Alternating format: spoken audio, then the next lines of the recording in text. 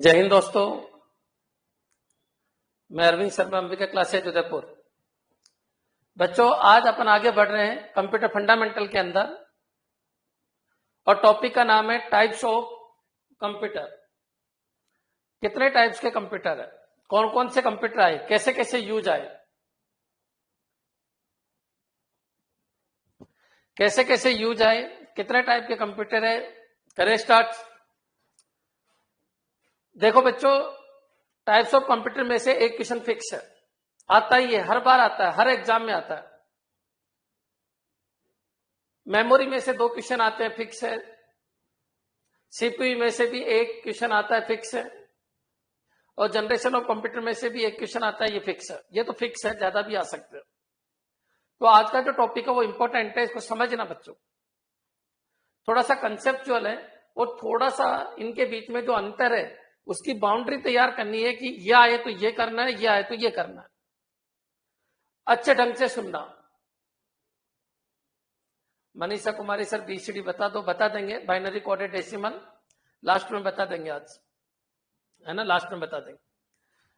ऐसे मैंने बता रखा है, उतना ही काम का है, लेकिन अगर और पूछ रहे हो तो और बता देंगे। हाँ जी, करें स्टार्ट। टॉपिक का नाम है बच्चों टाइप्स ऑफ कंप्यूटर। सबसे पहला क्वेश्चन यह है कि कितने टाइप के कंप्यूटर होते हैं। देखो बच्चों, अगर अपन बात करें तो एप्लीकेशन के हिसाब से जो कंप्यूटर है उसको किस किस तरीके से बांटा गया है, तो देख लीजिए एक बार। कंप्यूटर है उसको कितने तरीके से बांटा गया है। कंप्यूटर को एप्लीकेशन के हिसाब से बांटा गया है, कंप्यूटर को साइज के हिसाब से बांटा गया है, और कंप्यूटर को पर्पज के हिसाब से बांटा गया है। एक तो वर्किंग मॉडल के हिसाब से बांटा गया है, याद रखिए, वर्किंग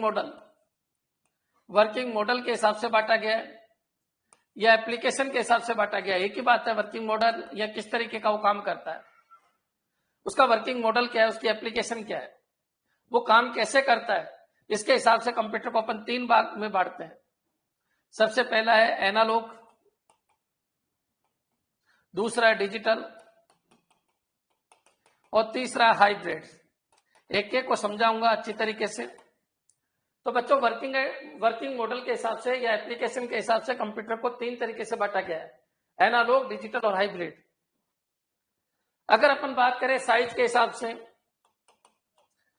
हिसाब से, मेमोरी के हिसाब से, स्पीड के हिसाब से, तो देखा जाए तो उसकी स्ट्रक्चर के हिसाब से, उसको 4 तरीके से बांटा गया है। एक है आपका माइक्रो कंप्यूटर, दूसरा है आपका मिनी कंप्यूटर, तीसरा है आपका मेन फ्रेम कंप्यूटर, और चौथा है आपका सुपर कंप्यूटर। बच्चों क्लियर? सबके पीछे कंप्यूटर लगाना। Analogue computer, digital computer, hybrid computer. बच्चों क्लियर? थोड़ा सा अपन आगे बढ़ते हैं। कंप्यूटर को वर्किंग के हिसाब से बांट दिया कि किस तरीके से वो वर्किंग करता है, उसका डेटा कैसा होता है, उसकी एप्लीकेशन किस तरीके से काम करेगी। साइज के हिसाब से या फिर स्ट्रक्चर के हिसाब से उसको इतने तरीके से बांटा गया। अगर वो ये कहे कि सर पर्पज के हिसाब से बताइए, तो पर्पज के हिसाब से कंप्यूटर को 2 तरीके से बांटा गया। वो कौन कौन से? एक तो जनरल पर्पज, एक तो क्या है बच्चों, general purpose. Clear? General purpose और एक स्पेशल पर्पज। बच्चों क्लियर? एक तो जनरल पर्पज और एक स्पेशल पर्पज।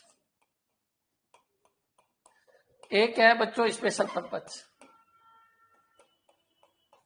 क्लियर? मैं एक एक चीज को आपको समझाऊंगा। तो देखिए, कंप्यूटर को बांटने के तरीके, अगर वर्किंग मॉडल के हिसाब से, एप्लीकेशन के हिसाब से, तो 3 तरीके से बांटा गया, एनालॉग, डिजिटल और हाइब्रिड।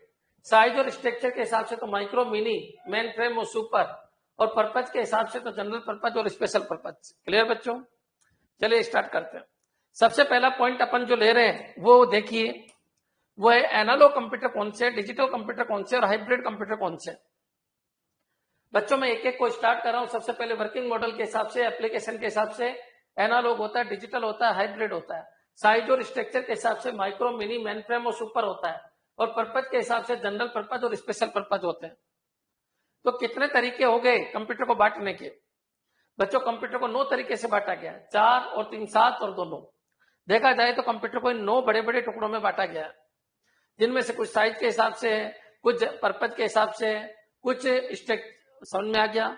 चलिए, स्ट्रक्चर के हिसाब से, साइज, स्ट्रक्चर, पर्पज और वर्किंग मॉडल है एप्लीकेशन के हिसाब से। चलो सबसे पहले अगर अपन बात करें एनालॉग कंप्यूटर, एनालॉग कंप्यूटर कौन से है? तो बच्चों एनालॉग कंप्यूटर वो कंप्यूटर होते हैं जो एनालॉग डेटा के ऊपर काम करते हैं। मान लीजिए मैंने एनालॉग सिग्नल भेजा, ये आपका कंप्यूटर है, ये बच्चों आपका कंप्यूटर है, ये कंप्यूटर क्या काम करता है तो सुनना अच्छी तरीके से, धीरे धीरे समझ में आएगा। बच्चों अगर इसका इनपुट एनालॉग है तो ये इसी सिग्नल को डायरेक्ट ले लेता है और इसके ऊपर वर्क कर देता है। एनालॉग कंप्यूटर वो कंप्यूटर होते हैं जिनके सिग्नल को, जिनके इनपुट सिग्नल को डिजिटल में कन्वर्ट करने की जरूरत नहीं है। ये आपके एनालॉग कंप्यूटर कहलाते हैं बच्चों। एनालॉग कंप्यूटर वो कंप्यूटर होते हैं जो एनालॉग सिग्नल के ऊपर काम करे। एनालॉग सिग्नल को कंटिन्यूअस सिग्नल भी बोलते हैं बच्चों। क्या? कंटिन्यूअस सिग्नल भी बोलते हैं। याद रखिए, जो कंटिन्यूअस सिग्नल के ऊपर काम करे, जो पूरी रेंज के ऊपर काम करे, कंप्लीट रेंज के ऊपर काम करे। मैंने कल भी बताया था, अगर मैं बोलूं -1 से 1 तो पूरी रेंज के ऊपर काम करे, कंटिन्यूअस सिग्नल के ऊपर काम करे, पूरी रेंज के ऊपर काम करे।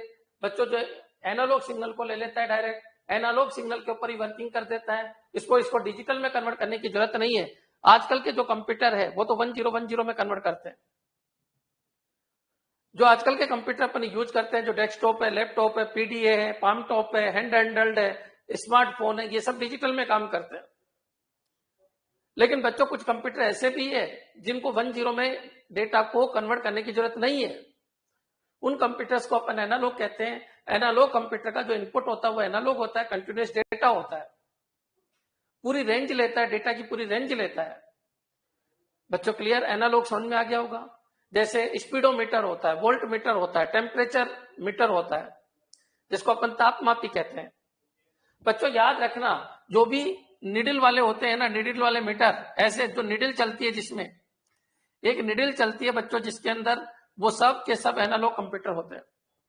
जैसे स्पीड, गाड़ी के ऊपर लगा हुआ होता है, स्पीडोमीटर कहते हैं। जैसे वोल्टेज नापते हैं, एमीटर होता है, वोल्ट मीटर होता है। ये सारे के सारे क्या होते हैं? डिजिटल भी आते हैं, ऐसे नहीं कह रहा मैं, लेकिन जिनमें निडल लगी होती है वो सब क्या है बच्चों? एनालॉग होते हैं। वो सीरियल वाइज चलते हैं, पर्टिकुलर कोई डेटा नहीं बताते, वो सीरीज के हिसाब से ऐसे चलते हैं। बच्चों यहां तक क्लियर हो गया होगा। स्पीडोमीटर हो गया, टेम्परेचर मीटर हो गया, वोल्ट मीटर हो गया, एमीटर हो गया, ये सब एनालॉग है। कोई एग्जांपल पूछे तो बता देना। तो फिर क्या हुआ सर, एनालॉग कंप्यूटर में क्या हुआ? स्पेशल क्या है? स्पेशल ये इसकी स्पीड ज्यादा है। स्पेशल ये इसकी स्पीड ज्यादा है क्योंकि इसको डिजिटल में डेटा कन्वर्ट करने की जरूरत नहीं है। कन्वर्ट करता तो क्या हो जाता? कन्वर्ट करता तो स्पीड कम हो जाती। आपने देखा होगा कोई भी इंस्ट्रक्शन होता है वो बाइनरी में कन्वर्ट करता है, थोड़ी स्पीड कम हो जाती है। बच्चों याद रखना, यहां बाइनरी में कन्वर्जेशन है ही नहीं, यहां पर आपके सिग्नल एनालॉग लिए जा रहे हैं, कन्वर्ट नहीं कर रहे, इसलिए एनालॉग कंप्यूटर की स्पीड ज्यादा है। मेरे हिसाब से अंत तक क्लियर हो गया होगा। एनालॉग में अब आपके एक भी क्वेश्चन ऐसा नहीं है जो आपसे पूछा जाए, बस इसमें सब कुछ खत्म हो गया। एनालॉग क्या होता है? एनालॉग कंटिन्यूअस डेटा पे काम करता है, एनालॉग पूरी रेंज पे काम करता है, एनालॉग में इनपुट एनालॉग ही ले लिया जाता है, इससे उसकी स्पीड बढ़ जाती है। इसके बाद क्या क्वेश्चन बनेगा? मेरे को नहीं लगता कि कोई क्वेश्चन बनेगा। लेकिन याद रखना, एनालॉग कंप्यूटर जितने भी है स्पेशल पर्पज कंप्यूटर है। याद रखना, ये स्पेशल पर्पज के लिए बनाए गए हैं। गाड़ी की स्पीड कितनी है उसको मापने के लिए स्पीडोमीटर बना है, वोल्टेज मापने के लिए वोल्ट मापी बना है, वोल्ट मीटर जिसको अपन कहते हैं, करंट नापने के लिए एमीटर बना है, तापमान नापने के लिए तापमापी बना है।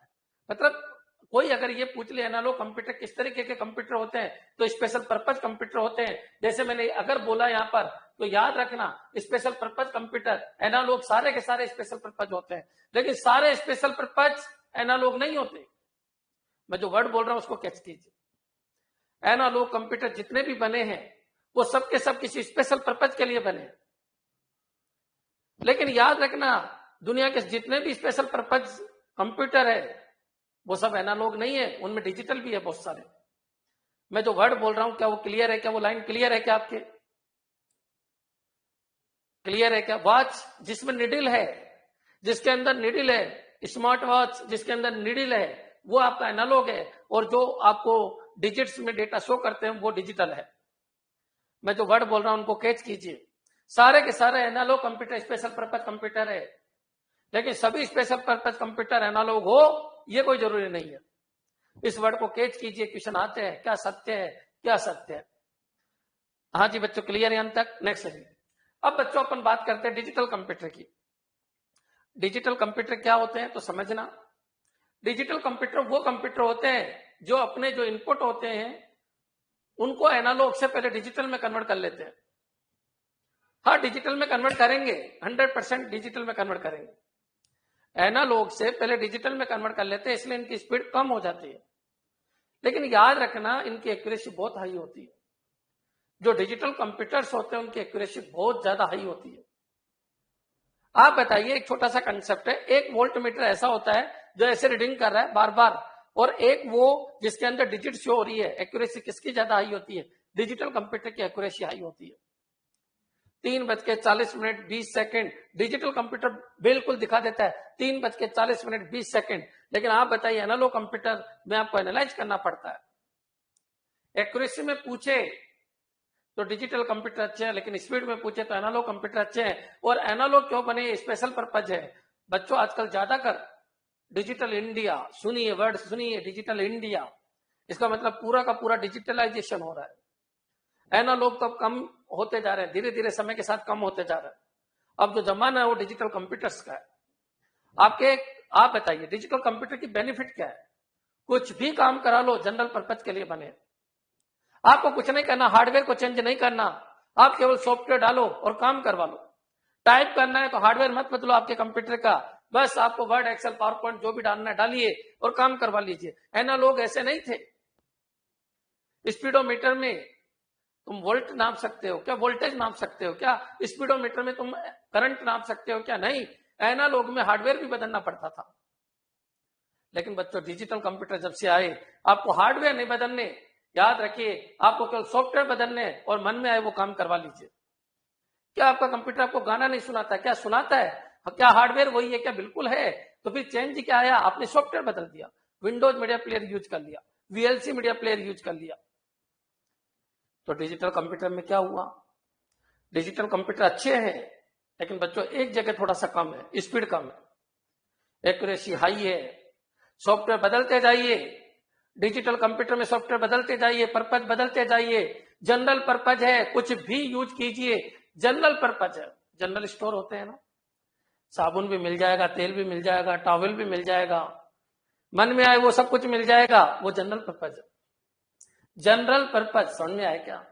एक होता है स्पेशल पर्पज। स्पेशल पर्पज बच्चों के लिए रसोई में जाना है तो रसोई एक स्पेशल पर्पज के लिए बनी है। तुम रसोई में जाके सोओगे तो ये कौन सा तरीका है? बच्चों क्लियर? स्पेशल और जनरल पर्पज मेरे हिसाब से अब तो अंतर समझ में आ ही गया होगा। एक बार कमेंट कर दीजिए मैं जो वर्ड बोल रहा हूं वो क्लियर है क्या? तो सबसे पहले तो डिजिटल कंप्यूटर में क्या क्या ध्यान रखना है? एक तो ये कन्वर्ट करते हैं सिग्नल को, किसमें? डिजिटल फॉर्मेट में, 1 और 0 में। दूसरी बात क्या बताई कि गुरुजी कन्वर्ट करते हैं तो स्पीड कम है। तीसरी बात क्या बताई? डिजिटल कंप्यूटर की एक्यूरेसी ज्यादा है। चौथी बात क्या बताई कि जो डिजिटल कंप्यूटर है उनमें हार्डवेयर को बदलने की जरूरत नहीं है, आप उसको जनरल पर्पज की तरह यूज कर सकते हो। कैसे कर सकते हो बच्चों? छोटी सी चीज, कैसे कर सकते हो? एप्लीकेशन बदलते जाइए। मेरे हिसाब से इनके बाहर कोई क्वेश्चन आपसे पूछ भी नहीं सकता। हाँ, अगर कोई पूछ ले कि डिजिटल कंप्यूटर, तो आपके जो डेस्कटॉप है, लैपटॉप है, पीडी है, स्मार्टफोन है, पाम टॉप है, ये सारे के सारे क्या है बच्चों? डिजिटल कंप्यूटर है। कोई कहते सर स्पीडोमीटर क्या है? तो एनालॉग कंप्यूटर है। कोई कहते सर तापमापी क्या है? तो देखना तापमापी कौन सी की बात कर रहे हो, जिसमें पारा चढ़ता है वो वाला है क्या? तो वह एनालॉग है। और जो डायरेक्ट बताता है टेम्परेचर तो वह डिजिटल है। अब तो समझ में आ गया होगा, लेकिन कोई पूछे तो आपको एनालॉग ही बताना है। जो स्पेशल पर्पज के लिए बने वो अधिकतर एनालॉग है। हाँ जी बच्चों, अब चलिए हाइब्रिड। आजकल के जो कंप्यूटर है वो दोनों तरीके के डेटा के ऊपर काम करते हैं। एनालॉग आ गया तो एनालॉग पे काम कर देगा, डिजिटल आ गया तो डिजिटल पे काम कर देगा। कहने का मतलब ये हो गया जैसे सुपर कंप्यूटर। सुपर कंप्यूटर दोनों तरीके का होता है। उसको तो अपनी स्पीड बढ़ानी है। एनालॉग आए तो एनालॉग को डायरेक्ट लोग कन्वर्ट करने में क्यों टाइम वेस्ट करे, डिजिटल आ गया तो डिजिटल को डायरेक्ट लोग क्यों टाइम वेस्ट करे कन्वर्ट करने में। तो जितने भी सुपर कंप्यूटर हाइब्रिड कंप्यूटर होते हैं, जितने भी कॉस्टली मशीन है वो सब हाइब्रिड होती है। जो वेंटिलेटर सिस्टम बनते हैं हॉस्पिटल में वो सब हाइब्रिड है। बच्चों जो हार्ट बीट नापते हैं, एक तो ये एनालॉग चलता रहता है और एक इधर आपको पूरा पैमाना दिखा रहता है कि इतना इतना इतना है, अंकों में दिखा हुआ होता है। तो बच्चों ये हाइब्रिड है। हाइब्रिड का मतलब जो डिजिटल और एनालॉग दोनों को सपोर्ट करे, और इसका हाइब्रिड का बेस्ट एग्जांपल है सुपर कंप्यूटर, वेंटिलेटर मशीन है, हॉस्पिटल की मशीन है। बच्चों क्लियर, समझ में आ गया होगा मैं क्या कह रहा हूं? ठीक है। आजकल जो डिवाइसेज बन रही है वो अधिकतर हाइब्रिड बनती जा रही है, हाइब्रिड बनती जा रही है, जिनको स्पेशल पर्पज में अपन बोलते हैं ना, स्पेशल पर्पज। तो जितने भी स्पेशल पर्पज अब बनती जा रही है वो अधिकतर क्या हो रही है, हाइब्रिड। बच्चों clear, analogue special purpose, digital general purpose, hybrid दोनों का मिक्स, जो दोनों के ऊपर काम करे। और अधिकतर नए जमाने में जो भी स्पेशल पर्पज बनती जा रही है वो हाइब्रिड बनती जा रही है। यहां तक कोई ऑब्जेक्शन हो तो बोलिए। मेरे हिसाब से वर्किंग मॉडल और एप्लीकेशन के हिसाब से मैंने पूरा समझा दिया। हाँ, ये पूरे डेटा के ऊपर काम करते हैं, पूरी रेंज में काम करते हैं। बच्चों डिजिटल पूरी रेंज में काम नहीं करता, यहां पर काम किया फिर यहां नहीं किया, फिर यहां किया फिर यहां नहीं किया, इस तरीके से डिजिटल डेटा पे काम करते हैं। और हाइब्रिड इन दोनों का मिक्स होता है। इन दोनों को अगर मिक्स कर दे तो वो क्या बन जाता है बच्चों, हाइब्रिड। और हाइब्रिड अधिकतर सुपर कंप्यूटर्स होते हैं। बच्चों क्लियर, समझ में आ गया होगा। अब चलिए अपन बात करते हैं साइज के हिसाब से। देखो बच्चों, हाँ जी बताइए, कोई डाउट? मनु क्लियर है सर?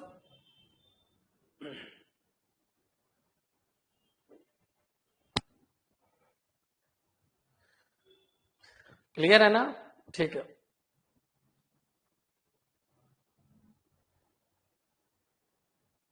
हाइब्रिड का सिग्नल क्या होगा, हाइब्रिड तो दोनों को मिक्स करके है, या आए तो इसको भी ले लेगा और ये आए तो इसको भी ले लेगा। इसका समझ में आ गया, दोनों को मिक्स मतलब ये भी ले लेता है ये भी ले लेता है। हाइब्रिड का ये है, कोई एक सिग्नल नहीं होता है ना। क्लियर बच्चों, चलिए आगे बढ़ते हैं। अब बात करते हैं बच्चों साइज के हिसाब से। क्लियर, तो देखिए अगर अपन बात करें साइज के हिसाब से तो कंप्यूटर कितने तरीके का होता है, तो देखिए सबसे पहले होता है माइक्रो। माइक्रो कंप्यूटर क्या है, जो आप और हम यूज करते हो माइक्रो है। माइक्रो कंप्यूटर अधिकतर जनरल पर्पज के लिए काम में आते हैं। मेरा टैबलेट है, मेरा मोबाइल है, मेरा स्मार्टफोन है, पाम टॉप है। पाम टॉप मतलब जो हथेली पे रखा जाए, नाम से बना है ये, देख लीजिए। माइक्रो के अंदर अगर अपन बात करें तो डेस्कटॉप होता है, डेस्क पे रख सकते हैं इसलिए इसको डेस्कटॉप कहते हैं। लैपटॉप होता है, लैप यानी गोद में रख सकते हैं इसलिए इसको लैपटॉप कहते हैं। पाम टॉप होता है,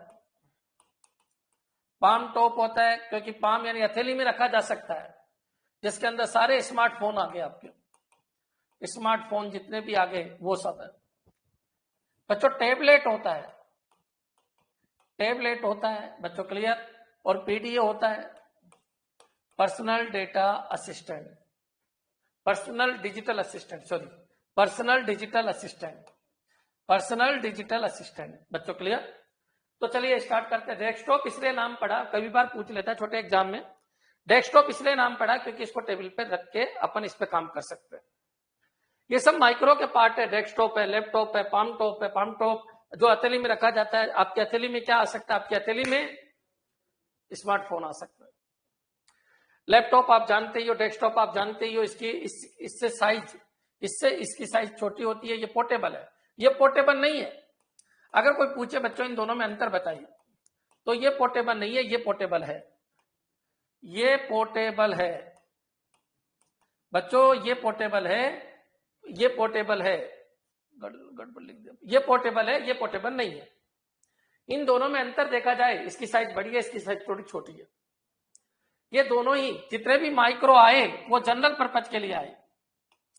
जनरल पर्पज का मतलब इसमें आप गाने भी सुनते हो, जो आप यूज करते हो वो सब माइक्रो है बच्चों। माइक्रो नाम इसलिए पड़ा क्योंकि इसमें प्रोसेसर की जगह माइक्रो प्रोसेसर यूज किए जाते हैं। जब अपन बात करते हैं प्रोसेसर की, इसका मतलब बहुत हैवी प्रोसेसर जिसके अंदर पैरेलल पाइपलाइनिंग का यूज किया जाता है, वो प्रोसेसर की बात होती है।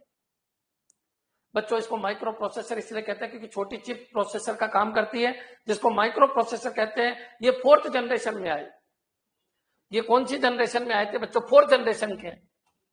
कोई आपसे पूछ ले कि कौन सी जनरेशन में आए माइक्रो कंप्यूटर, तो 4th जनरेशन में आए, क्योंकि इनमें माइक्रो चिप लगी हुई होती है। क्या लगी होती है? माइक्रो चिप लगी हुई होती है। बच्चों माइक्रो चिप क्या होती है समझ में आ गया होगा?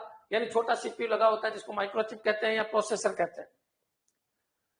बच्चों क्लियर? एक होता है पैरेलल पाइपलाइनिंग और प्रोसेसर यानी मल्टीपल प्रोसेसर, तो वो बाद में आए। पहले मैं आपको जो बता रहा हूं वो क्लियर हो जाना चाहिए। माइक्रो प्रोसेसर कौन सी जनरेशन में है? 4th जनरेशन में। माइक्रो कंप्यूटर कौन सी जनरेशन में है? 4th जनरेशन में।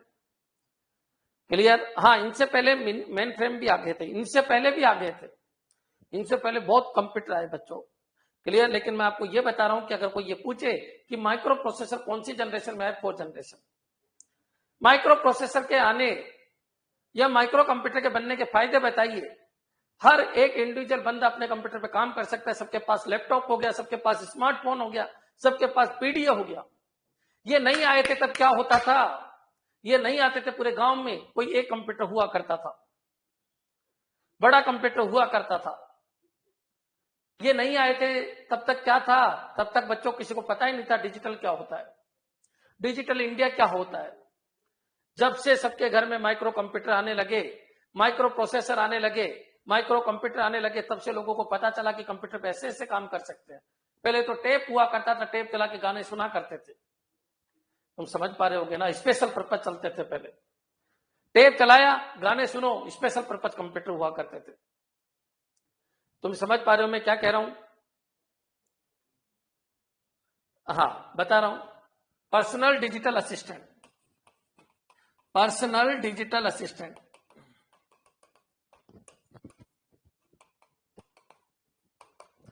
Personal digital assistant. क्लियर? तो बच्चों क्या हुआ? एक क्रांति आ गई, माइक्रो कंप्यूटर आते क्रांति आ गई। सस्ते होते थे, छोटे होते थे, ले जा सकते थे, पोर्टेबल होते थे, सबके हाथों में आ गए, जनरल पर्पज हो गए। एक ही कंप्यूटर से आप करोड़ों काम कर लेते हो बच्चों, लाखों काम कर लेते हो। अच्छा, टाइपिंग करना है कर लो, अच्छा गाना सुनना है सुन लो, अच्छा मूवी देखनी है देख लीजिए, अच्छा आज क्या करना है इंटरनेट यूज करना है कर लीजिए। जनरल पर्पज के लिए बने। याद रखना, माइक्रो कंप्यूटर जनरल पर्पज के लिए बने। दुनिया में जो क्रांति आई वो माइक्रो कंप्यूटर की वजह से आई, मेन फ्रेम सुपर इनकी वजह से नहीं आई। अरे तुम्हारे घर में कंप्यूटर नहीं होगा तो सुपर क्या कर लेगा? दुनिया की जितने भी क्रांति का योगदान है वो माइक्रो कंप्यूटर ने दिया। अब बच्चों इसमें अंतर पूछ ले तो याद रखना, ये पोर्टेबल नहीं है, पोर्टेबल है। बच्चों पाम टॉप ये है कि इनकी साइज छोटी होती जा रही है। कोई पूछे सर लैपटॉप और टैबलेट में क्या अंतर है? लैपटॉप और टैबलेट में क्या अंतर? तो जो लैपटॉप होता है उसमें जो कीबोर्ड होता है वो होता है, लेकिन बच्चों जो टैबलेट होता है उसमें कीबोर्ड नहीं होता, इसमें वर्चुअल कीबोर्ड होता है, टच स्क्रीन होते हैं ये। बच्चों क्लियर है? मेरे हिसाब से टैबलेट समझ में आ गया होगा। स्मार्टफोन थोड़े से और स्मार्ट बन गए, ये स्मार्टफोन है बच्चों। क्लियर? पीडीए होता है जिसमें अपन एंट्री कर लेते हैं कि ठीक है आज मेरे इतने मजदूर आए, यानी पूरी इंफॉर्मेशन रखना, पर्सनल इंफॉर्मेशन रखना, पर्सनल अकाउंट की इंफॉर्मेशन रखना, वैसे पीडीए होते हैं। लेकिन एक तरीके से बोल दो ये तीनों चीज एक ही है, ये स्मार्टफोन बोल सकते हो आप इनको। स्मार्टफोन, टैबलेट का जमाना जा चुका है। लैपटॉप में इसमें तो अंतर है, क्यों? क्योंकि इनके अंदर कीपैड नहीं होता है, कीबोर्ड नहीं होता है, माउस नहीं होता है। लैपटॉप के अंदर क्या होता है? लैपटॉप के अंदर ट्रैक बॉल टाइप भी होता है और कीबोर्ड भी होता है, और इन दोनों में भी अंतर है कि पोर्टेबल है, लेकिन इनमें कोई ज्यादा अंतर नहीं है। समझ जाइए आप। आजकल स्मार्टफोन ही आपका पीडीए का काम कर देता है, आजकल स्मार्टफोन ही आपका टैबलेट का काम कर देता है। इन दोनों का जमाना लगभग जा चुका है। आजकल ऐसे ऐसे स्मार्टफोन आते हैं जिनमें आप कुछ भी कर लो। क्लियर है क्या मैं क्या कह रहा हूं? क्लियर है बिल्कुल? एक बार कमेंट कर दीजिए क्या ये क्लियर है क्या। तो जितने भी माइक्रो कंप्यूटर आए वो जनरल पर्पज है और 4th जनरेशन में आए थे और माइक्रो चिप पे यूज की जाती है, इसलिए इनको माइक्रो कंप्यूटर कहते हैं। बच्चों क्लियर? हाँ जी, एक बार कमेंट कर दीजिए क्या माइक्रो कंप्यूटर क्लियर है क्या। कितने आदमी काम कर सकते हैं इसके ऊपर? सिंगल बंदा काम कर सकता है, इसलिए इनको सिंगल यूजर कंप्यूटर कहा जाता है। सिंगल यूजर कंप्यूटर कहा जाता है। सिंगल यूजर टास्क तो कितने भी कर सकता है एक बंदा, टास्क कितने भी कर सकता है, लेकिन हाँ, यूजर सिंगल है, मैं मेरे कंप्यूटर में खुद काम कर सकता हूं, दूसरा आके कह लो एक दो अंगुली मेरे को भी चलाने दो, ऐसा नहीं होगा। हाँ, लेकिन मैं काम बहुत सारे कर सकता हूँ, गाने भी सुन सकता हूँ, नेट सर्फिंग भी कर सकता हूँ, टाइप भी कर सकता हूँ, दुनिया के हर तरीके के काम कर सकता हूँ। मल्टी प्रोग्रामिंग है, मल्टी प्रोग्रामिंग है, मल्टी प्रोग्रामिंग को सपोर्ट करते हैं, वो ऑपरेटिंग सिस्टम में आपको पढ़ाया जाएगा। लेकिन अभी इतना समझ लो, प्रोग्राम तो बहुत सारे चल सकते हैं, लेकिन यूजर सिंगल काम करता है। क्या ये क्लियर है? नोटबुक और लैपटॉप से एम ही है। नोटबुक का जमाना जा चुका है, नोटबुक का जमाना जा चुका है। Difference between smartphone and tablet, देखो टैबलेट अधिकतर पढ़ाई में काम में लेते थे पहले, क्लियर, जिसमें अमेजन की बुक्स वगैरह वगैरह ये सब होती थी। लेकिन बच्चों आज जमाना बदल चुका है, आपका स्मार्टफोन इतना स्मार्ट हो चुका है कि इनकी जरूरत है। ये पहले आते थे, अब नहीं आते। नोटबुक भी अब नहीं आती, नोटबुक भी अब नहीं आती बच्चों, क्लियर। इसको भी खत्म कर दो, उसकी जगह लैपटॉप ही आते हैं। बच्चों याद रखना तो तीन ही है, डेस्कटॉप, लैपटॉप और स्मार्टफोन, बस ये तीन चीज याद रखना। पाम टॉप इसलिए क्योंकि उसको हथेली पे लेके यूज कर सकते हैं। बताया ना स्मार्टफोन और टैबलेट में क्या अंतर है। स्मार्टफोन टैबलेट की जो रेंज होती है काम करने की वो थोड़ी कम होती है। स्मार्ट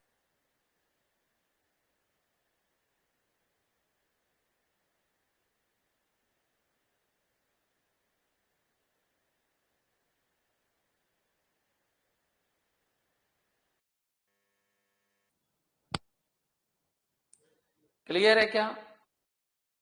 समझ जाइए आप। मेरे पास तीनों है, मेरे पास ये भी है, ये भी है और ये भी है। लेकिन बच्चों मैं आपको बता रहा हूं, कोई अंतर देख के बता ही नहीं सकता उसमें क्या अंतर। तुम तो तीन तरीके से बांट लो, नाम पे मत जाओ, डेस्कटॉप, लैपटॉप और स्मार्टफोन, इन तीनों में अंतर बता सकता हूं। क्या ये क्लियर है क्या? इन तीनों में ही मैं अंतर बता सकता हूं। इनमें तो कोई अंतर है ही नहीं, बस इनके जमाने जा चुके हैं। मेमोरी कम होती थी, स्क्रीन थोड़ी सी डल होती थी, क्लियर, सस्ते हुआ करते थे, बस ये इनकी जगह ये महंगे आ गए, बस इतना सा ध्यान रखिए आप। क्लियर है? नोटबुक का जमाना जा चुका है, नोटबुक की जरूरत ही नहीं। आजकल क्या यूज आ रहा है? लैपटॉप। नोटबुक आपके नोट्स बनाने के काम में अधिकतर आते थे, तो नोट्स ही क्यों बनाए? गाने कौन सुनाएगा? वीडियो गेम कहां खेलूंगा? घर में क्या इतना कचरा रखूं क्या? तो नोटबुक का जमाना जा चुका है, वो जमाना किसका आ चुका है? लैपटॉप। तो अभी चल रहा है डेस्कटॉप। डेस्कटॉप भी कौन खरीदता है आजकल? आजकल डेस्कटॉप कौन खरीद रहा है? जमाना दो का ही चल रहा है, या तो लैपटॉप या स्मार्टफोन। बच्चों क्लियर? क्या ये क्लियर है अब तक का? क्या माइक्रो कंप्यूटर में और कोई डाउट है? कौन सी जनरेशन का है? जनरल पर्पज है? काम कैसे करता है? डिजिटल है, डिजिटल है बच्चों, एनालॉग नहीं है। क्या है बच्चों? डिजिटल है। Micro computers, digital computers, micro computer digital computer है, वो चीज जोड़ो इसमें। Micro computer digital computer fourth generation में आए, माइक्रो चिप लगी हुई होती है जो फोर्थ जनरेशन में आई थी, इसलिए माइक्रो कंप्यूटर है। और कैसे कैसे बांटा गया समझ में आ गया होगा। सिंगल यूजर है लेकिन मल्टी प्रोग्रामिंग है, मल्टीपल प्रोग्राम एक साथ चल सकते हैं। कोई कहे मैं तो डोस डालूंगा, आप बता, अरे डोस डालेगा तो मल्टी प्रोग्राम चल ही नहीं सकता। डोस ऑपरेटिंग सिस्टम है, आपके एक से ज्यादा प्रोग्राम चलाने का काम ऑपरेटिंग सिस्टम का है। तुमने अगर एमएस डोस डाल दिया, डाल सकते हो ना, क्यों नहीं डाल सकते? आपका कंप्यूटर है, ऑपरेटिंग सिस्टम कोई भी डाल दो। अगर तुमने डोस डाल दिया तो बच्चों फिर मल्टी प्रोग्राम नहीं होगा वो, क्योंकि डोस की एक प्रॉब्लम है, एक साथ एक ही प्रोग्राम चल सकता है, दूसरा प्रोग्राम नहीं चल सकता। लेकिन डोस डालते क्यों हो? मजा आता है क्या डोस? कौन डालता है आज के जमाने में डोस? आजकल तो विंडो डालते हैं, यूनिक्स डालते हैं, लिनक्स डालते हैं, और ये सारे के सारे operating system multi programming operating system है। इसलिए मैं बार बार कह रहा हूं, आपका जो माइक्रो कंप्यूटर है, अगर उसके ऊपर विंडो या विंडो से ऊपर का वर्जन, विंडो या विंडो के ऊपर के वर्जन का ऑपरेटिंग सिस्टम उसके अंदर है, तो एक साथ आप बहुत सारे प्रोग्राम चला सकते हो। ये राउंड रोबिन एल्गोरिथम को फॉलो करते हैं, बताएंगे ऑपरेटिंग सिस्टम के अंदर। लेकिन यूज केवल एक बंदा कर सकता है। लैपटॉप पे गए, मैं काम कर रहा हूं, एक बंदा आके कहता है चल थोड़ा सा उधर की सक जा, एक दो उंगली मेरे को भी चलाने दे। ऐसा होता है क्या? नहीं होता। इसलिए सिंगल यूजर है लेकिन मल्टी प्रोग्रामिंग की तरह वर्क करते हैं। लेकिन याद रखना, अगर वो कहते डोस लगा हुआ है तो डोस तो सिंगल यूजर है, तो फिर सिंगल यूजर सिंगल प्रोग्राम हो जाएगा। बाकी 99% केस में सिंगल यूजर मल्टी प्रोग्रामर है। बच्चों क्लियर? बिल्कुल क्लियर है क्या? डोस क्या है सर? डिस्क ऑपरेटिंग सिस्टम है, बताएंगे, बताएंगे, समय आएगा तब। अभी तुम इतना याद रख लो, डोस के अंदर एक साथ एक ही प्रोग्राम चल सकता है। गाने सुन रहे हो तो गाने ही सुनते रहो, कोई कहे सर मेरे को टाइपिंग करना है तो गाने बंद करना पड़ता है, वो डोस का। MS-DOS single user operating system है। सिंगल यूजर तो MS-DOS भी है और विंडो के भी काफी वर्जन सिंगल यूजर है, लेकिन बात जब ऑपरेटिंग सिस्टम की करेंगे तो प्रोग्रामिंग के ऊपर बोलेंगे कि डोस है वो सिंगल प्रोग्रामिंग है, यूनि प्रोग्रामिंग है, और जो विंडो है वो मल्टी प्रोग्रामिंग है। क्या ये क्लियर है क्या? जगदीश जी कह रहे हैं सिंगल टास्क, हाँ टास्क बोल दो प्रोग्राम बोल दो एक ही बात है। जॉब बोलो, टास्क बोलो, प्रोग्राम बोलो। क्या वर्ड बोला? जॉब बोलिए, टास्क बोलिए, प्रोग्राम बोलिए, प्रोसेस बोलिए, ये सब एक ही बात है, इनमें आप कंफ्यूज मत होना कभी भी। प्रोसेसर अलग बात है, प्रोसेस अलग बात है, ये सब समय के साथ बताया जाएगा। अभी तक का क्लियर है क्या? तुम डीप में मत जाओ ना, अभी खत्म हो जाओगे, कोई मतलब नहीं है। अभी तक का जो कंसेप्ट है वो क्लियर है क्या?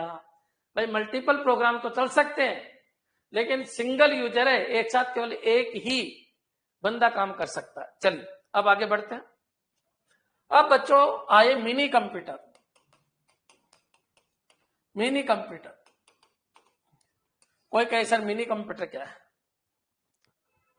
तो कोई छोटे इंस्टीट्यूट है, 20-25 डिपार्टमेंट है, कोई कॉलेज है, कोई यूनिवर्सिटीज है, कॉलेज है, यूनिवर्सिटी है, कोई रिसर्च सेंटर है छोटा मोटा, जिसमें 20-25 डिपार्टमेंट सब अपने डेटा को इधर इधर ट्रांसफर करना चाहते हैं,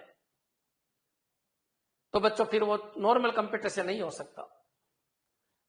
अगर 20 डिपार्टमेंट को जोड़ना है, 20-25 डिपार्टमेंट को जोड़ना है, 20-25 वर्क स्टेशन को जोड़ना है, मान लीजिए कॉलेज उठा लो, कॉलेज दिमाग में लाओ, कॉलेज दिमाग में लाओ, राजस्थान यूनिवर्सिटी आपके जयपुर के अंदर, उस राजस्थान यूनिवर्सिटी के 25 डिपार्टमेंट अलग अलग जगह, और 25 के 25 डिपार्टमेंट डीन को इंफॉर्मेशन देना चाहते हैं या एक सर्वर के ऊपर डेटा डालना चाहते हैं, तो जो आपका सर्वर है वो 25 डिपार्टमेंट के जो कंप्यूटर जो डेटा डाल रहे हैं वो तो माइक्रो कंप्यूटर है, और जिसके ऊपर ये सारा काम हो रहा है वो आपका मिनी है। माइक्रो से थोड़ा सा साइज में बड़ा हुआ, माइक्रो से थोड़ा सा स्पीड में बड़ा हुआ, माइक्रो से थोड़ा सा मेमोरी में बड़ा हुआ, हर चीज में बड़ा हुआ, तो ये बोल दो ना छोटे सर्वर बनाने के काम में आते हैं। एक वर्ड में बोलूं तो छोटे सर्वर बनाने के काम में आते हैं। कोई कहते सर मैं तो पंजाब नेशनल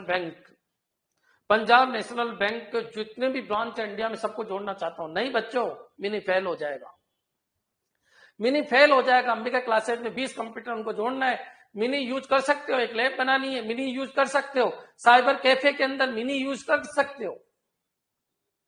लेकिन बात जब आए कि इंडिया के जितने भी रेलवे स्टेशन हम सबको आपस में जोड़ना है तो मिनी फेल हो जाएगा। तो करोड़ों स्टेशन है, फिर वह मेन फ्रेम यूज करते हैं। मिनी और मेन फ्रेम में इतना सा अंतर है, बड़े सर्वर मतलब मेन फ्रेम और छोटे सर्वर मतलब मिनी। अगर वो ये कहे fix numbers of work station को जोड़ने के लिए क्या काम में लेते हैं तो मिनी, और large numbers of work station को जोड़ने के लिए क्या काम में लेते हैं तो क्या होता है मेन फ्रेम। वर्क स्टेशन क्या होता है तो देखिए, एक बात बताइए, जब आप रेलवे का टिकट कराने जाते हो तो पहले के जमाने में आपने देखा होगा लाइन लगती थी बहुत बड़ी।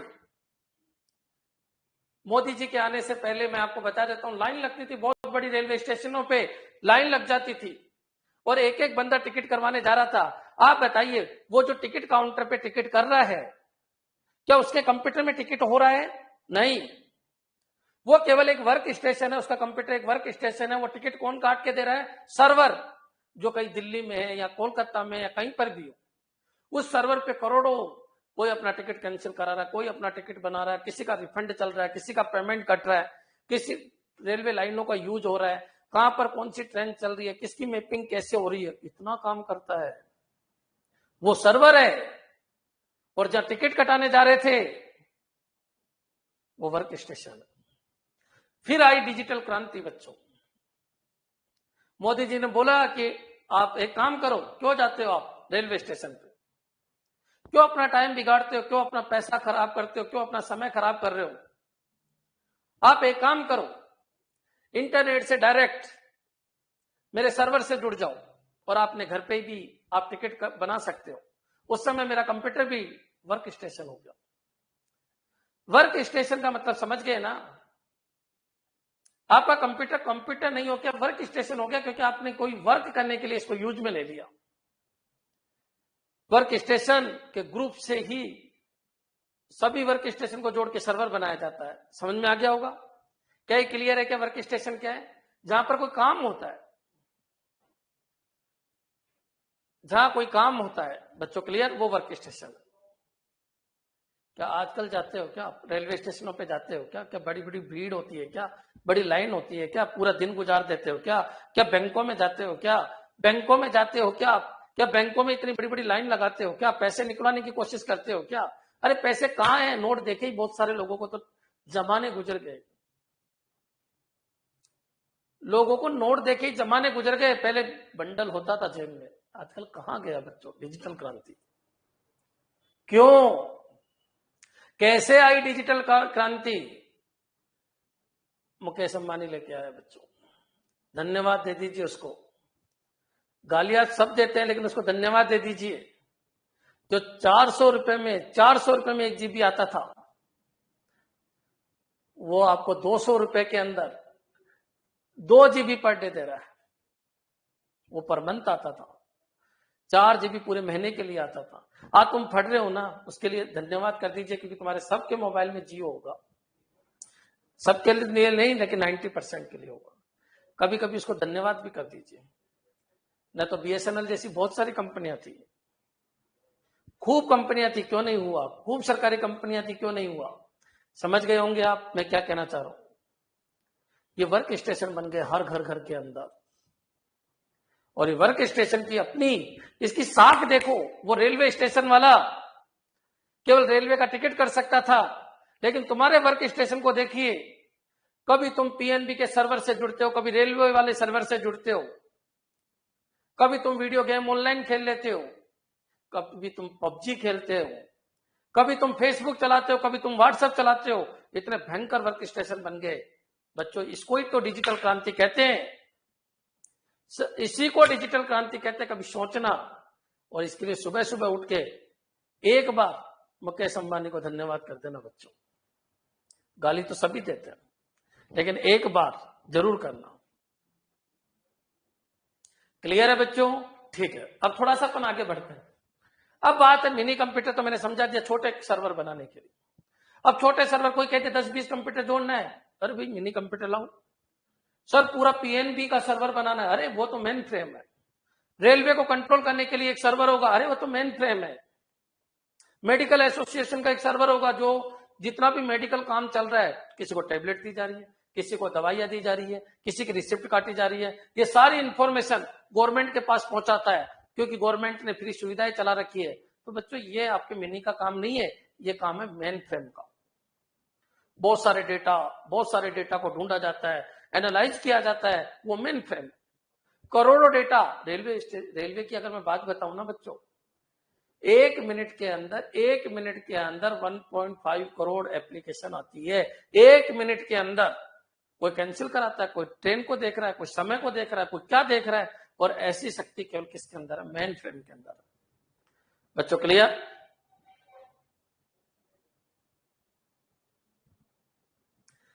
पहली बात तो प्रियंका जी, अगर PNB की ब्रांच है, PNB के अगर 20 लोकेशन है PNB की, तुम कह रहे हो कि PNB की 20 लोकेशन आपस में जुड़ी हुई है? नहीं बच्चों, वो सब एक मेन फ्रेम से जुड़ी हुई है। इनका आपस में कोई कनेक्शन नहीं है। आप समझ ही नहीं पा रहे हो, इनका आपस में कोई कनेक्शन नहीं। एक बात बताइए, फेसबुक मैं भी चला रहा हूं, उदयपुर में बहुत सारे लोग चला रहे हैं, क्या हमारा आपस में कोई रिलेशन है? नहीं, हमारा रिलेशन इसके मेन फ्रेम से है। तुम समझ पा रहे हो क्या? समझ पा रहे हो क्या? मैं व्हाट्सएप चला रहा हूं, उदयपुर में तो बहुत सारे व्हाट्सएप चला रहे हैं, क्या हम आपस में कनेक्टेड है क्या? नहीं, हम सबका कनेक्शन मेन फ्रेम से है। नहीं, ऐसे नहीं होता। समझ में आ गया मैं क्या कह रहा हूं? PNB की बहुत सारी ब्रांच है, 20-25 ब्रांच है, उनका आपस में कोई कनेक्शन नहीं है। उनका डेटा पहले मेन फ्रेम पे जाएगा, वहां से जिसको उठाना उठा लीजिए। बच्चों क्लियर? इसी को तो नेटवर्किंग कहते हैं, कि डेटा पहले सर्वर पे जाएगा, क्लाइंट टू क्लाइंट कुछ नहीं हो सकता। क्लाइंट से क्लाइंट कुछ नहीं हो सकता, क्लाइंट टू सर्वर ही होता है और सर्वर टू क्लाइंट ही होता है। ये नेटवर्किंग में पढ़ाएंगे हम आपको। क्लाइंट क्लाइंट को डेटा भेजेगा क्या? क्लाइंट क्लाइंट को कभी डेटा भेज ही नहीं सकता। क्लाइंट क्लाइंट को कभी डेटा भेज ही नहीं सकता। डेटा भेजने के लिए एक क्लाइंट का होना जरूरी है और एक सर्वर का होना जरूरी है। समझ पा रहे हो क्या मैं क्या कह रहा हूं? क्लियर कर लीजिए। जो आपका क्वेश्चन था शायद आंसर मिल गया होगा आपको। क्लाइंट को पहले सर्वर को भेज, वो तो नेटवर्किंग पढ़ाऊंगा मैं आपको, और इतनी जबरदस्त कि तुम घर में बैठ के नेटवर्क बना सकते हो, मेरी गारंटी। क्लाइंट को सर्वर और सर्वर को फिर वापस क्लाइंट, इस तरीके से चलता है। क्लियर बच्चों? चलिए आगे बढ़ते हैं। मिनी की बात समझ में आ गई? मिनी में कोई डाउट हो तो बोलिए। मिनी का मतलब छोटे सर्वर, कमरे के अंदर 20 कंप्यूटर को आपस में जोड़ना है। एक मिनी कंप्यूटर, बाकी सारे माइक्रो कंप्यूटर। एक यूनिवर्सिटी मिनी कंप्यूटर खूब है, एनफ है। एक हॉस्पिटल मिनी कंप्यूटर खूब है।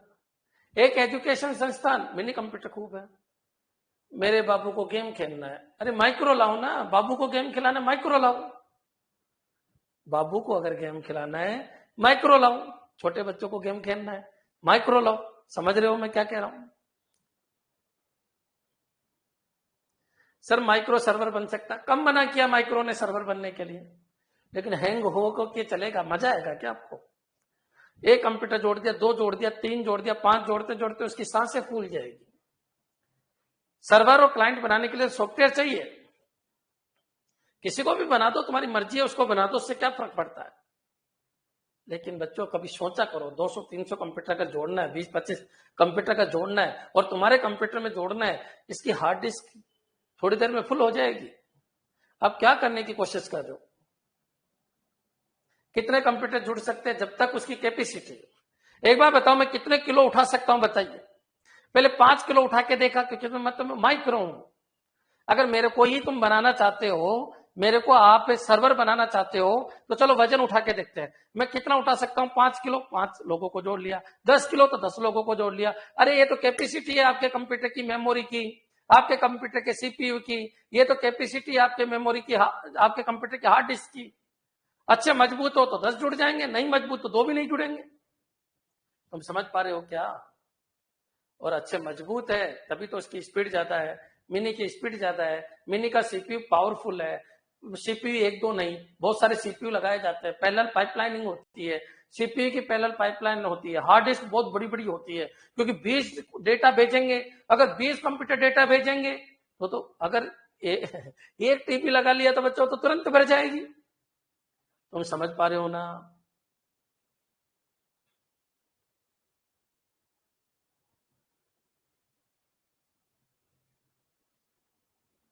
क्या बोल रहा है?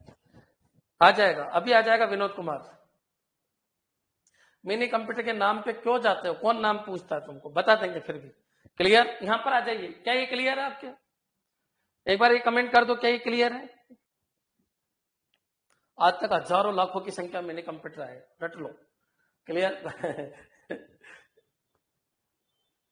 उदयपुर में जितने लोग रहते हैं उनके नाम बताओ गुरुजी। अपू, गप्पू, पप्पू। आप बताओ, आगे बताओ। अरे बच्चों क्या हालत बना रखी है।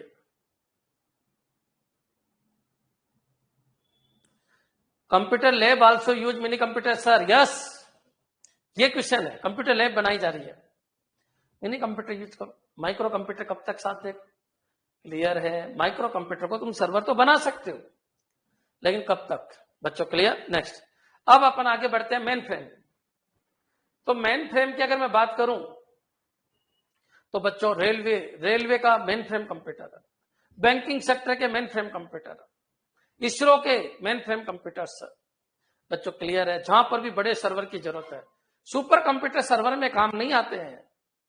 सर्वर में 2 ही तरीके के काम आते हैं, एक तो मिनी और एक मेन फ्रेम। आप बताइए, राजस्थान के सारे पुलिस स्टेशन किसी न किसी सर्वर से जुड़े हुए, मेन फ्रेम। जितने भी आर्मी के कार्यालय है वो किसी न किसी कंप्यूटर से जुड़े हुए, मेन फ्रेम है। ये बोलते एक बड़ी ऑर्गेनाइजेशन आपस में अपने सभी वर्क स्टेशन को जोड़ने के लिए मेन फ्रेम को यूज करती है। क्या ये क्लियर है? मिनी और मेन फ्रेम में ज्यादा कोई अंतर नहीं है। छोटे वर्क स्टेशन या कम वर्क स्टेशन को जोड़ने के लिए मिनी काम में लेते हैं और ये मेन में मेन फ्रेम किस में काम में लेते हैं? बड़े वर्क स्टेशन। दोनों ही नेटवर्किंग की दुनिया में काम में आते हैं। क्या ये क्लियर है आपके बच्चों? क्लियर है। अच्छा, मेन फ्रेम अगर मैं आपको बताऊं तो सेकंड जनरेशन में मैंने आपको बताया था IBM 1401, वो मेन फ्रेम कंप्यूटर था। मेन फ्रेम बड़े computer 1401, IBM 1401, IBM 360, 370 third generation में आए थे, याद हो तो मैंने बताया था, वो भी मेन फ्रेम कंप्यूटर थे। क्रे वो सुपर कंप्यूटर आ गए, परम वो सुपर कंप्यूटर आ गए। तुम समझ पा रहे हो क्या मैं क्या कह रहा हूं? माइक्रो कंप्यूटर तो आप लोगों के पास ये कंप्यूटर कब से आने लगे? पिछले 20 साल से। पिछले 20 साल से माइक्रो कंप्यूटर बाद में आए। Main frame super, main frame computer, super computer, पहले बड़े बड़े कंप्यूटर बनाए जाते थे बच्चों। क्लियर? समझ में आ गया होगा? ठीक है, क्लियर है। IBM 1401 सेकंड जनरेशन में आया था, मैंने बताया था। IBM इंटरनेशनल बिजनेस मशीन, ये मेन फ्रेम कंप्यूटर थे। IBM 360, 370 ये भी मेन फ्रेम कंप्यूटर थे। ऐसे ऐसे मेरे को बताना नहीं चाहिए क्या थे क्या नहीं थे, क्योंकि ये तो नाम है, ये सब मेन फ्रेम कंप्यूटर थे और बच्चों सर्वर सिस्टम बनाने के काम में आते थे। लेकिन उस समय इतने दुनिया नहीं थी, जियो नहीं था, मनी नहीं था। क्लियर? समझ में आ गया होगा?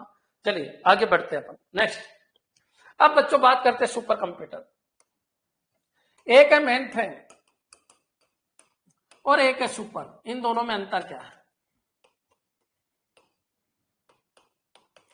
सबसे पहले तो मेन फ्रेम है, ये डिजिटल कंप्यूटर है, ये सारे के सारे डिजिटल कंप्यूटर है। और बच्चों जो सुपर कंप्यूटर है वो हाइब्रिड कंप्यूटर है। हाइब्रिड कंप्यूटर है, क्यों? स्पीड का खेल।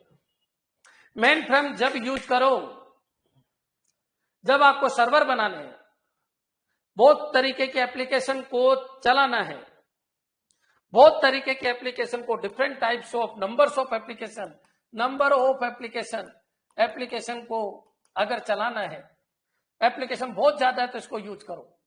डिजिटल डेटा को यूज करते हैं बच्चों, सर्वर बनाने के काम में आते हैं बच्चों। मेरे हिसाब से क्लियर हो गया होगा। लेकिन जो सुपर कंप्यूटर है वो हाइब्रिड मॉडल को यूज करते हैं। दूसरी चीज सुनो, क्यों? सुपर कंप्यूटर की स्पीड फास्ट होती है। अब थोड़ा सा अपन आगे बढ़ते हैं। अगर मैं ये बोलूं सुपर कंप्यूटर क्यों बने, तो याद रखना ये पर्टिकुलर स्पेशल पर्पज है। स्पेशल पर्पज मतलब स्पेशल पर्पज। जैसे इसरो ने अपना सुपर कंप्यूटर बनाया, वो साइंटिफिक रिसर्च में काम आ रहा है। अभी कोरोना के जीनोम को चेक करने के लिए सुपर कंप्यूटर बनाए, वो कोरोना का ही काम करेगा। उसको जाके बोल दो सुपर कंप्यूटर जी आज गाना सुनने की इच्छा हो रही है, नहीं सुनाएगा, वो स्पेशल पर्पज के लिए काम में आता है। हाँ, लेकिन याद रखना जॉब एक जैसी जॉब को चलाते हैं, लेकिन बहुत फास्ट। सुपर इसलिए नाम पड़ा क्योंकि इसकी स्पीड बहुत फास्ट है। इसका क्राइटेरिया भी लिमिटेड है, जिसके लिए बना है वही काम करेगा। जैसे कोई वेदर फोरकास्टिंग के लिए बना है तो बस मौसम विज्ञान को ही चेक करेगा। कोई सेंसेक्स के लिए बना है, बॉम्बे स्टॉक के लिए बना है तो बस उसी के डेटा के ऊपर एनालाइज करेगा। कुल मिला के बात यह, डेटाबेस मैनेजमेंट सिस्टम के ऊपर तगड़ा वर्क करता है। मतलब डेटाबेस से रिलेटेड वर्क के लिए ये बना है। डेटा का एनालाइज करना, डेटा की मैथमेटिकल ऑपरेशन को परफॉर्म करना, क्लियर, डेटा की कैलकुलेशन को परफॉर्म करना, वो सारा काम ये करता है। लेकिन इसकी एक लिमिट भी है, ये एक तरीके के वर्क के लिए ही बनता है। एजुकेशनल इंस्टीट्यूट के लिए बना है तो फिर वो दूसरा काम नहीं करेगा, वही काम करेगा, लेकिन स्पीड बहुत फास्ट होगी क्योंकि हाइब्रिड मॉडल को यूज करता है। स्पेशल पर्पज के लिए बनता है। और जो मेन फ्रेम है ये अधिकतर सर्वर के लिए बनता है और ये बहुत फास्ट होते हैं। तो स्पीड से पूछे तो ये फास्ट होते हैं, और साइज में पूछे तो बच्चों मेन फ्रेम बड़े होते हैं। साइज में मेन फ्रेम बड़े होते हैं। अब ऐसे मत बोल देना गुरुजी साइज में मैं सुपर बड़ा बना दूं, तो बना सकते हो, लेकिन अगर वो नहीं थे तो मेन फ्रेम भी बड़े होते हैं साइज में। मतलब मेन फ्रेम एक मकान के बराबर के भी हो सकते हैं, सर्वर होते हैं।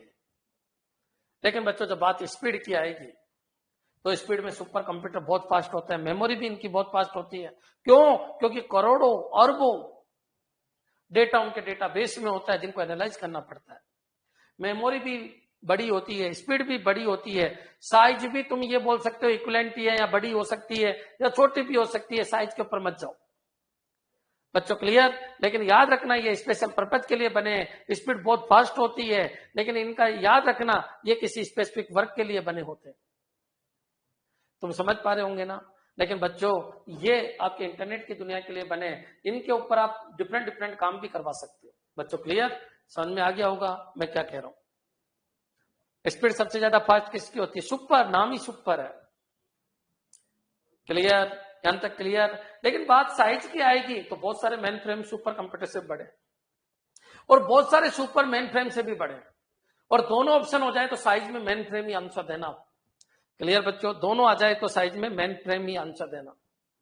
सर स्पीड किसमें नापी जाती है? सुपर कंप्यूटर की। पढ़ाया था मैंने सुपर कंप्यूटर के बारे में, पढ़ाया था मैंने कहा था दुनिया का सबसे पहला सुपर कंप्यूटर CDC 6600 था, और भारत का सबसे पहला सुपर कंप्यूटर परम 8000 था। बच्चों क्लियर, मैं क्या कह रहा हूं समझ में आ गया होगा। और बच्चों मैंने ये भी कहा था कि इनकी स्पीड फ्लॉप्स में नापी जाती है, फ्लोटिंग पॉइंट पर ऑपरेशन। बच्चों क्लियर, ध्यान तक क्लियर। स्पीड किसमें नापी जाती है? फ्लॉप्स में नापी जाती है। हाँ, सब कुछ पढ़ा रखा है, एक बार सुपर कंप्यूटर वाली वो क्लास, जनरेशन वाली उस क्लास को देखिए आप। सबसे फास्ट भारत का कौन है? मैंने कहा था प्रत्यक्ष और मिहिर। अरे बच्चों प्रत्युष और मिहिर मैंने पढ़ा रखा है, सब पढ़ा रखा है, आप जाके देखना। हाँ मैंने बता रखा है सब कुछ, है ना, ये फालतू के काम मत करो। और दुनिया का सबसे फास्ट कौन सा है? तो मैंने बताया था फुजू का, या फुजू का क्या नाम था जापान का, तो वो देख लेना, है ना बच्चों। हाँ फुजू का। क्लियर, जो भी है ये मैंने पढ़ा रखा है, आप उसमें मत जाओ। आज तो अपन केवल टाइप्स ऑफ कंप्यूटर पढ़ने के लिए इकट्ठा हुए। अब चलिए अपन आगे बढ़ते हैं, इसमें कोई डाउट हो तो बोलिए। बता दिया भाई, सुपर कंप्यूटर की स्पीड फ्लॉप्स में नापी जाती है, फ्लोटिंग पॉइंट ऑपरेशन पर सेकेंड।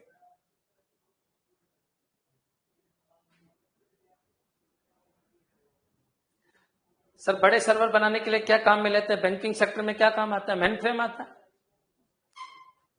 क्लियर है। रेलवे स्टेशन, रेलवे की जितना भी है उनको सबको जोड़ना है तो मेन फ्रेम। अरे लैब बोले, कोई यूनिवर्सिटी बोले, कोई पर्टिकुलर स्थान बोले, वहां 10-20 कंप्यूटर जोड़ने हैं तो मिनी काम आता है। अपन क्या यूज करते हैं? कितनी बार बोल चुका हूं, अपन माइक्रो यूज करते हैं। Clear, next. अब चलते हैं बच्चों, दो और बच्चे अपने पास। एक तो क्या बचा? जनरल पर्पज, और एक स्पेशल पर्पज। तो बता ही दिया जनरल पर्पज क्या है, अपने computer, micro computer general purpose है। बच्चों क्लियर, माइक्रो कंप्यूटर की जब बात आए तो जनरल पर्पज है, और सुपर कंप्यूटर की बात आए तो स्पेशल पर्पज है। डिजिटल कंप्यूटर है तो जनरल पर्पज है, और एनालॉग कंप्यूटर है तो स्पेशल पर्पज है। स्पीडोमीटर क्या है तो स्पेशल पर्पज है, और लैपटॉप क्या है तो जनरल पर्पज है, डेस्कटॉप क्या है तो जनरल पर्पज है, स्मार्टफोन क्या है तो जनरल पर्पज है। बात भी करते हैं, मूवी भी देखते हैं, कैलकुलेटर भी चला लेता है, एप्लीकेशन बदलो, सारा काम कर लो, जनरल पर्पज होता है। और बाकी अगर सुपर कंप्यूटर के लिए बोले तो स्पेशल पर्पज है। बच्चों क्लियर, तो इस तरीके से अपने कंप्यूटर को 9 भागों में बांटा, समझ में आ जाना चाहिए। ठीक है, क्वेश्चन स्टार्ट करेंगे, क्वेश्चन करवाएंगे, आप टेंशन मत लो, आपको कहने की जरूरत ही नहीं पड़े। ये ऐसा बैच है मेरी जिंदगी का जिसमें मैं कुछ पढ़ाऊं उससे पहले एडवांस पूछ लेते हैं, तो दिल में रुकता नहीं है क्या? अब निकला, अब निकला, अब निकला चलता रहता है क्या? रुक जाओ, मैं सब कुछ अपने आप ही बता दूंगा। ये 14 साल का इतना भयंकर एक्सपीरियंस है बच्चों। तुम पूछो, आज तक तुमको जरूरत पड़ी है क्या पूछने की? तुमको जरूरत पड़ी है क्या आज तक पूछने की? तुम पूछो, उससे पहले मैं बता दूंगा तुमको। रुक तो जाइए, पूरा सुना करो। सर जनरेशन के अकॉर्डिंग क्या क्या कमेंट था? नीचे करना थोड़ा, जनरेशन के अकॉर्डिंग वाला कमेंट थोड़ा नीचे करो। मेरी क्लास का टाइम जल्दी निकल जाता। हाँ मैं गौरी नहीं करता है ना सर। जब एक मिनट, ये है ना, ये कमेंट है, टॉप पर करो ना इसको। सर इसके क्वेश्चन कराओ। अरे बच्चों चोरी तो समझ लो, चोरी तो समझ लो, मैं क्वेश्चन भी करा दूंगा, नहीं कराऊं तो मेरे को बोलना आप। हाँ, क्रे कब आया था? तो 4th जनरेशन में आया था, अमेरिका ने बनाया था, मैंने आपको बता रखा है। क्रे कब आया था? 4th जनरेशन में आया था और अमेरिका ने बनाया था। मैंने आपको पूरा समझा रखा है। और साइमर करे ने बनाया था, तो सीडीसी कंपनी का है। क्लियर है बच्चों? ठीक है सर, जनरेशन के अकॉर्डिंग भी पूछते हैं इसमें। हाँ, जनरेशन के अकॉर्डिंग बताइए क्या पूछेगा वो, क्या पूछेगा? सुपर कंप्यूटर कब आए थे? क्लियर, यही तो पूछेगा। मेन फ्रेम तो सेकंड जनरेशन से ही आने लग गए थे। क्लियर है बच्चों? जो भी पूछेगा कल सब क्वेश्चन आ जाएंगे। क्लियर? ठीक है बच्चों, थैंक्स।